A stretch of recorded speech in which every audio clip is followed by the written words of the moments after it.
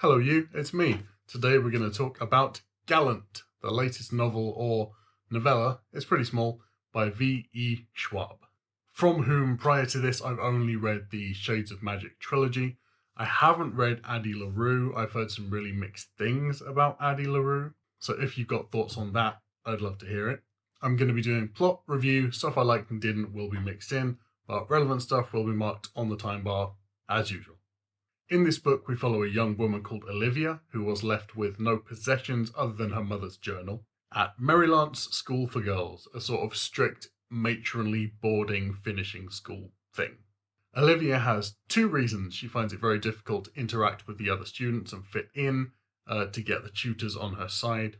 The first is that she is totally mute, communicating with a chalkboard and a piece of chalk and sign language. And the second is that she can see ghouls. These echoes of people appeared to her as little more than floating scraps of cloth, teeth, hair, and eye, shadows in the corner. But rather than an object of fear for Olivia, they're one of fascination and often comfort. Having grown up at the school, she one day receives a letter from an estranged uncle telling her that he's been searching the entire country for her for years, beckoning her back to the family estate Gallant, the same estate which her mother's journal warns her never to return to. Yearning for family, obviously, and alone in the world, she goes. She's greeted at the estate by a cousin who seems to want nothing to do with her and for her to be immediately gone, who obsessively patches and repairs a wall that runs alongside the property, a wall that he warns her away from, telling her that what lives behind it can never be allowed to be set free. This is a really small book. It's one you could knock out in an afternoon. I have really mixed feelings about how it was paced more than anything else. The entire plot of the book takes place over about 3 days, with occasional flashbacks at the beginning to Olivia's time at Maryland. On one hand, it does an incredibly good job of creating characters in a very short space of time that are likable and interesting. On the other hand, it makes me wonder how realistic all of the interactions are, because how much would you be invested in the safety of somebody who's horrible and who you've only known for like 18 hours? I don't know that this book needed to be longer, but I think I would have liked it to be. I wanted to know more about family history, past battles, incursions from the other side of the wall. There's a very rich world and a very rich system of reality hinted at in here that I think could be well explored in other novellas. This felt like it was setting up a world for other stories to be told in, almost, in the same way that Joanne M. Harris did with their cloth-bound story collection and then Honeycomb at the end. I think there's potential for a lot more story here, but I'm not sure there's going to be. The ending for this character didn't have 100% closure, though, and a great deal many story threads could be told from the point where this book closes. I'm sure it wasn't intentional, but the exaggerated gothic tone, the melancholy of the main character, an orphan and estranged family all felt very Lemony Snicket to me. And until about halfway through the book, all of the imagery I had was a very series of unfortunate events. I think there are some really heavy themes in this book, without spoiling anything, but which you may be able to imply from the cover, that would make it appeal very strongly to Stranger Things fans. I also think this had a really similar vibe to that Susan Hill book, The Small Hand. It's a very, very similar feeling. I've read over several reviews that people who really didn't like Addie Larue like this, and people who really didn't like this were the ones that really liked Addie Larue, and that's really interesting to me that an author can write for two completely different audiences comfortably. Maybe unintentionally. I've seen a couple of reviews compare this to Neil Gaiman's Graveyard book in terms of feeling, not necessarily content. While I think that Graveyard book does it better, I kind of agree. One thing I thought was very strange was that because the main character is mute, you don't have a character voice that you're following, despite having a main character POV. And on top of that, because it's written in present tense, you don't get anything in the way of internal monologue. The entire world you get through the eyes and ears of Olivia. So what you think as you're reading is the same as what Olivia's thinking in some senses as they piece things together through the story.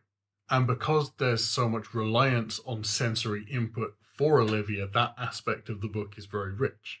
Schwab conjures decadent decay, flowery descriptiveness that wouldn't feel out of place in an Angela Carter story. There's a focus on a wide range of sensory stuff, what she smells, what she hears, what she tastes, as if in the quiet of her life, everything else has been cranked up to the max. On the note of telling stories in present tense, I think horror is one of the genres that really benefits from having stories told in the present tense. I think when you're being told stories by a narrator in third person past tense, it kind of removes a little bit of the dramatic tension because you know that at the end, they're going to be fine because they're telling you the story. The ending of this book is not entirely a happy one, and that makes sense, and it works in present tense. We don't know as we're reading who's going to live, who's going to die, who's going to live happy ever after or not. I do think also it's very easy to self-insert into a character that doesn't have a voice. She's described as pale with dark hair, but other than that, you don't get much else. And I wonder, given how rich the rest of the book is, whether the descriptions of Olivia were deliberately omitted to allow people to self-insert, or just whether it was to make her seem more like a ghost on a stage. I do also feel that with her pale skin, dark hair, against the backdrop of normies at the academy, she's painted a little bit, unfortunately, like a not like other girls girl. And that's something more than anything else in here that makes the book feel YA or even middle grade. If this book had had gore in it, it would have felt very much like a Graham Masterton book or a James Herbert book or a Simon Clarke. It's got that kind of energy, but it doesn't. I'm not complaining. I think it's very nice to see horror done elegantly without relying on shock tactics making you go, ugh. There's suspense, there's slowly piecing together an understanding. And there's a turning point where the story shifts and becomes something very different than what I thought it was going to be. Here happening with the large section in the middle where you get to read Olivia's mother's journal. And along with Olivia, you finally realise the context of the messages in it. I thought the layout of this story was very nice with that section in the middle. I do not, however, think this is a super complicated book with a super engaging plot. I wish more things had been connected to each other. I wish that the villain hadn't been introduced in the last quarter.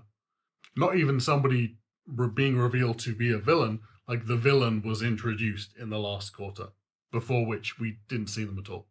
And I wish that the first 3 quarters of the book had been more storytelling and less scene setting. This book is very pretty. You can smell where it's going 10 pages before it goes there, which is no bad thing. It might be marked down though for people who like to be surprised. So I'm going to give this 3 stars, I think. Some bits were lacking, some bits were lovely, and overall I thought it was alright. So thanks for tuning into this review. Don't forget to follow me on Goodreads and Twitter that I'll link down below. Don't forget to follow our Interstellar Book Club, which I'll link down below. That's the Discord server. And I'll see you soon for the next review. Bye!